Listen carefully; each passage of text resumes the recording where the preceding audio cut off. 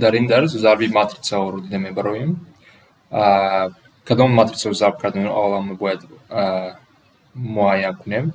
قاعده دارد матрицао، ترتیب مهم است. کدام матрица یکم و کدامش دوم میباید مهم است. وقتی ما матрицаро ضرب با چنکو باید دقت کنیم. ستون یکم матрица باید برابری قطاری دوم матрица باید برابر باشد. اگر اینها برابر باشند بعد من این دو матрицао رو ضرب کرده میتونم. و матрицаи نوی من چقدر چنک داشته میتواند این دو عدد قطاری یکم матрица و ستونی دوم матрица چنکی ما دو به دو میشود. با دوم نیا کنیم P و Q رو ضرب کرده میتونم چون که این دو عدد یک خیلی هستند و матрицаи نوی من چنکی دو با یک رو چنکی دو با یک برابر میشود. هر دو این عدد باز یک چند سوال رو برایم. بگذار матрицаи من 3 به 2 باشد و ضرب دوم матрицаи من به 4 به 1 باشد. نیا کنیم این دو عددها یک خیلی نیستند و اینجا چی میشود؟ من این دو матрицаро ضرب کرده نمیتوانم. اگر آنها برابر باشند بعد ضرب کرده میتونم. مثلا 3 به 4 باشد، B باشد 4 به 2 باشد. نیا کنید هر دو این عددها یک خیلی هستند. این معنی آن را دارد که من ضرب کرده میتونم ولی ضرب نکردم. ضرب کرده میتوانم و матрицаи نوی من با چنک‌های 3 به 2 میشود. یعنی 3 قطار و 2 ستون میشود در این матрица. اکنون بیاین به ضرب матрицаو بگذاریم. این قاعده که ما ضرب کرده میتونیم میونه هم رو دیده برآمدیم. از این مثال بینیم P و Q رو ضرب کردیم. P 2 قطار و 3 ستون داشت، Q 3 قطار و 1 ستون داشت. چه دیده میتونیم؟ اکنون матрицаи نوی من چقدر میشود؟ 2 به 1 یعنی 2 قطار و 1 ستون. 2 قطار از یک اومد، 1 ستون از دوم اومد. یعنی قطارها رو با ستونها ضرب میکنیم. قطار 1 یعنی ما گفتیم که 2 قطار و 1 ستون میشه، یعنی 2 تا عدد پیدا میشود. همین یعنی بگذار A1 باشد، A1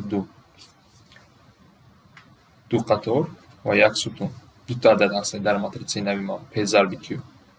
و این A1 از جا پیدا میشود یکم قطار یکم ستون، یکم قطار یکم ستون.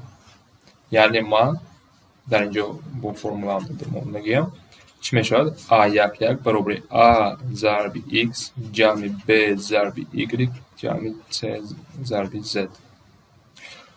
دوم عددی من در матрицаи نوی ما یکم قطار دوم ستون. بخشش اینجا دوم قطار یکم ستون باید باشه. دوم قطار یکم ستون. دوم قطار یکم ستون یعنی D ضرب X یعنی یکمش با یکم، دوم با دوم، سوم به سوم ضرب Y ضرب Y و F ضرب Z باید کنیم. وقتی ما این جمع رو حل کنیم، جمع رو اجرا کنیم، بعد دو عدد به وجود میاد. این ضرب دو матрицаи است. کمتر ممکن مشکل باشد، لیکن بیاین با سوال دیده بریم. مثلا 3 матрицаи داشته است، اینها رو اجرا کنیم. میگویم A ضرب C و B ضرب C. باید اول قرار دیم ضرب کردن میتونیم یا نه. A رو میبینیم چنکای A یک قطار 3 ستون 1 به 3 است و B باشد 2 به 3، C باشد 3 به 2. A و C رو ضرب کرده میتونم یا نه؟ A و C رو میبینیم که ضرب کرده میتونم چون که هر دو این عددها برابر هستند و матрицаи A و C چگونه 1 به 2 میشود. یعنی یک قطار 2 ستون دارد. B و C رو چی ضرب کرده میتونم یا نه؟ B و C رو ضرب کرده میتونم یعنی اینجا 2 قطار و 2 ستون میشود. هر دو اینها برابرند، 2 به 2 میشه матрицаи نوی ما. بیاین خیلی ضرب کنیم. با نقصتن که فهمیم 1 3 5 ضرب C کنیم 1 2 1 9 3 4. چطوری که گفتیم матрицаи من یک قطار 2 ستون یعنی 2 عدد دارد. عدد F دارد. якум қатор якум сутун, якум қатор дуюм сутун.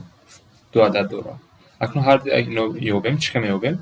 аз якум матрица ҳамвақт қаторҳоро мегирем, аз дуюм матрица фақат сутунҳоро мегирем. яъне зарб кунам чӣ мешавад? адди аввали ман 1 зарби 1 ҷамъи 3 зарби 2 ҷамъи 5 зарби 1. ин якум адад аст. ин адад аст. ин ҳамаш А1. баъд дуюм адади ман якум қатор дуюм сутун. яъне ман бояд боз ҳам якум қаторро гирам ва дуюм сутунро бояд зарб кунам. ва чӣ мешавад? ранги дигарро интихоб кунам. 1 зарби 9 ҷамъи 3 зарби 3 ҷамъи 5 зарби 4. ва инҳоро мо содда кунем. 1 ҷамъи 6 7 ҷамъи 5 12 9 20 29. матрицаи нави ман ки бо ченакҳои 1 ва 2 аст 12 ва 29 зарби А ва С. якумаш. дуюмашро бинем.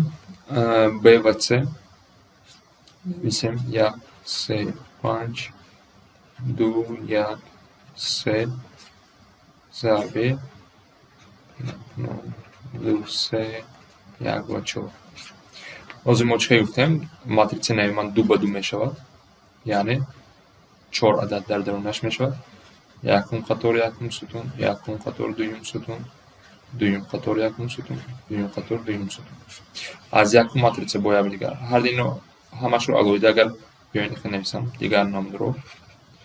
якум қатор якум сутун. яъне аз матрицаи якум якум қаторро мегирам, аз матрицаи дуюм якум сутунро мегирам. ва инҳоро зарб мекунам. чӣ мешавад?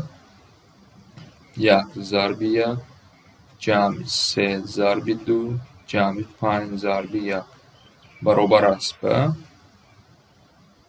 чанд мешавад? 6 7 12 мешавад. акнун инро ёбам. А1 2 А1 2 якум қатор дуюм сутун. инро мегирам.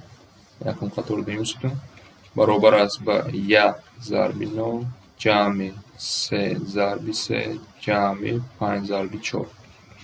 ин баробар мешавад ба боз 29. акнун омадаем ба дуюм қатор якум сутун. яъне дуюм қаторро мегирам, бо якум сутун зарб мекунам. чӣ мешавад? 2 зарби 1 ҷамъи 1 зарби 2 ҷамъи 3 зарби 1 баробар мешавад ба 7. акнун охирон кадом адад аст? дуюм қатор дуюм сутун баробар мешавад дуюм қатор дуюм сутунро мегирам. 2 зарби 1 ҷамъи 1 зарби 3 ҷамъи 3 зарби 4 баробар мешавад 2 3 5 12 17. яъне матрицаи нави ман, матрицаи зарби ҳарду инҳо чӣ мешавад? БЦ бояд баробари 12 29 7 17 мешавад. ин мавзӯъро чӣ ка фаҳмида мешавад? агар бисёртар мисол кор кунем, бояд худтон кор кунед.